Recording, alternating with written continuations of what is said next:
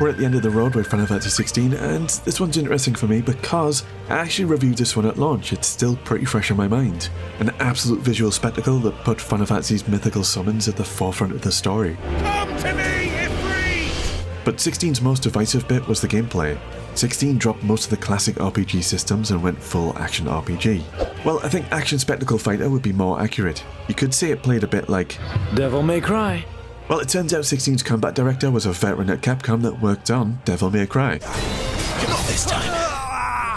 Now, I'm replaying 16 after the hype, after the criticisms, and after replaying the previous 15 Final Fantasies. Going in with a fresh perspective, I'm going to see where I stand with the combat and the game as a whole. I'll try to live up to the name. So, Final Fantasy XVI's story is pretty good. It's darker and on the more mature side with an older age rating. Love that, 100%. Thank fuck for that. You play Clive, firstborn of the king in the Grand Duchy of Rosaria. It's a land powered by crystals and on the verge of war. War is coming, my boy. But the best part are dominants. They're like summoners, but instead of calling forth mythical beings, they transform into them. And Rosaria already has one. Clive's brother Joshua, the fire dominant Phoenix. Final Fantasy XVI kicks off with an out-of-control Ifrit versus Phoenix. Absolute cinema for any Final Fantasy fan, and it makes up for an awesome Final Fantasy logo.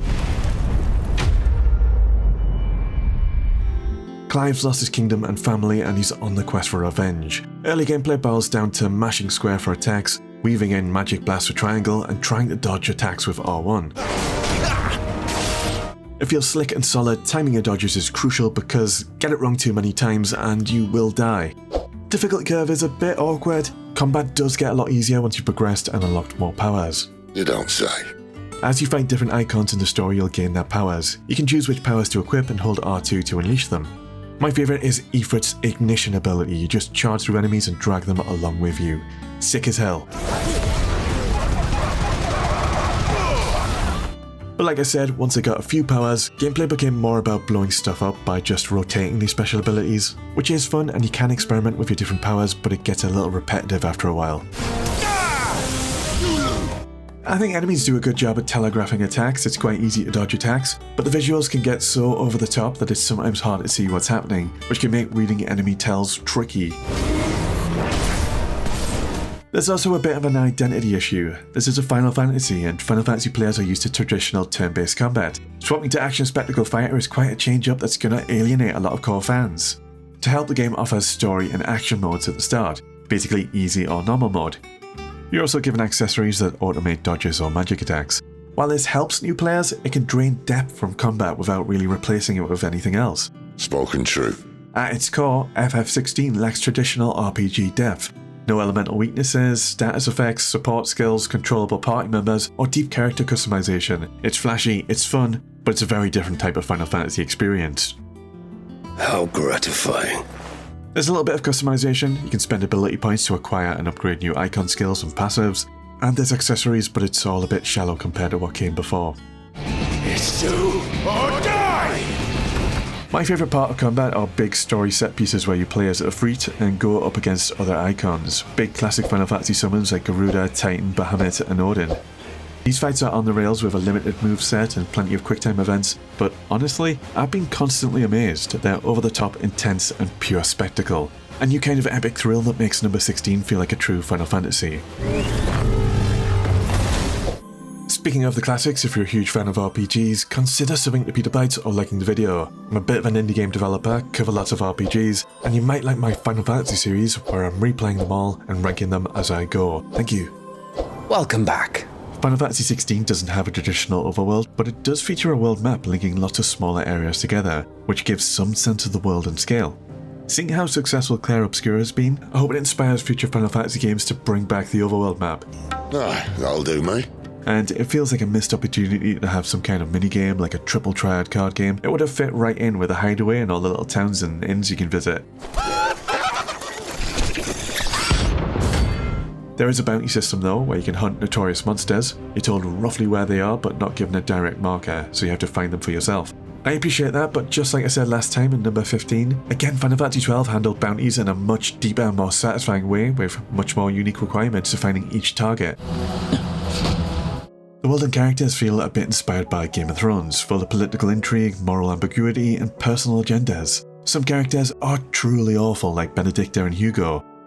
Always something, isn't there? Benedicta, the dominant of Garuda, is cold, manipulative and ruthless, while Hugo, Titan's dominant, is arrogant and cruel, a bully with unchecked power. Out of my sight, witch! But what makes them so compelling is that they're written as real people, not just villains. You get these little glimpses of their motivations, regrets, ambitions, or you see how they're being used and manipulated, which makes it possible to understand, if not sympathize with, why they act the way they do. This game is over. This time Sid is Ramu's dominant and he's pretty cool, but it drives me mad that this Sid gets to smoke, but that's something censored with Final Fantasy VII Sid in the remake.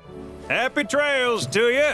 That said, I think some of the characters are more interesting than others. Take Odin's dominant, Barnabas. He's a loyal pawn of 16's antagonist, but comes across a bit boring, spouting similar monologues over and over. Stop calling me Muthos. There's a pattern to 16's story pacing. You deal with giant crystals and icons in these absolutely incredible quests. The main narrative hits hard with these high-energy chapters that blow your socks off. Then suddenly everything slows right down. You're back at your hideout helping people with small mundane tasks that often feel like they should have been side quests. And it hurts the momentum. There's this loop in the main story where you're jumping between mind-blowing spectacle fights and menial tasks. Which is why I wrote up a list of jobs for you. For me? It often feels like you're waiting for the plot to pick up again with the next big icon fight. It's a cycle of huge highs and some lows. Sometimes the quieter moments can be good for world building or developing characters, but other times they drag. Basically, 16's story shines brightest during its big cinematic beats, but the stop-start rhythm between those highs and the slower filler content makes the journey a little bumpy. When it's good, it's great, but when it slows down, it really slows down. Is that everything? For now. I'll let you know if I need out else. One thing I haven't talked about yet is 16's main antagonist, Ultima. I'm mixed on him. Ultima is an ancient being who's created humanity, shaped the world and engineered the icons. But basically, Ultima sees humans as prototypes and tools to remake the world in his own image. That's where Clive comes in. Ultima needs Clive to absorb the powers of all the icons, and Ultima is pulling the strings in the background and possessing people to help Clive achieve this. Then Ultima plans to merge with Clive, take control, and cast a world resetting spell that wipes out humanity and replaces it with Ultima's idea of a perfect world. We shall unite with Muthos and bring forth a new world. But it's ultimately Clive's bonds and free will that help him reject Ultima. Ultimately, he designed humanity but never understood humanity, which leads to his downfall. My problem is that Ultima himself feels a little bland. I wish he had a bit more of a personality. He spends most of his screen time monologuing, and he doesn't really have the cool factor that many other Final Fantasy villains bring to the table. I don't hate Ultima. In fact, there's a part of the finale that's my favourite part of the whole game. Classic Final Fantasy summons Bahamut, Phoenix and Ifrit teaming up to take on Ultima. Deck and that's peak Final Fantasy. Number 16 is all about spectacle, so my favourite moment is all about that. It's an intense visual spectacle on a level that's unique to Final Fantasy.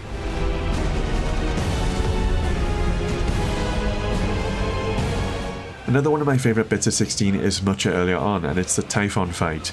I think it's a really fun boss. I really like the bit where you have to dash between gaps of dark energy. Its focus on movement makes it feel unique to other fights. And another highlight might have to be the Titan fight. I love the music in particular.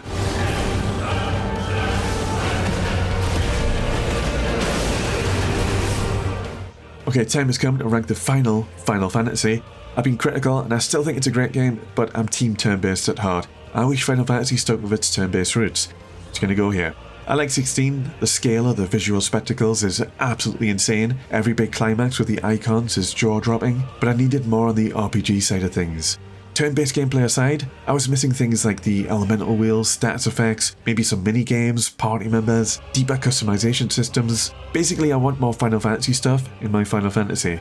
While this wraps up my replay of the mainline series, I will be continuing the series, talking about the franchise as a whole and reflecting on it next. But that will probably be after I've shared my top 10 games of 2025. Alright, have a good one.